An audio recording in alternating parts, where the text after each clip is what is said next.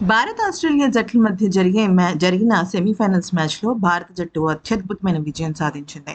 అయితే ఇక ఆ విజయంతో భారత జట్టు ఫైనల్‌లోకి అడుగుపెట్టగా ఆస్ట్రేలియా జట్టు ఇంటి దారి పట్టింది. ఇక భారత జట్టుతో 9వ తారీఖున తలపడే న్యూజిలాండ్ జట్టు పైన, అలాగే భారత జట్టు పైన ఆస్ట్రేలియా జట్టు సూపర్ స్టార్ ఆటగాడైన ట్రావిస్ హెడ్ మాట్లాడుతూ ఏమన్నాడంటే, భారత జట్టు ఫైనల్‌లోకి వెళ్ళిన తర్వాత ఖచ్చితంగా కప్పు కొట్టే అవకాశాలు భారత్‌కు ఎక్కువగా ఉన్నాయి. భారత్ గతంలో లాగా ఒత్తిడి తీసుకోవటం లేదు. ఆఖరి బంతి వరకు పోరాట పటిమను చూపిస్తుంది.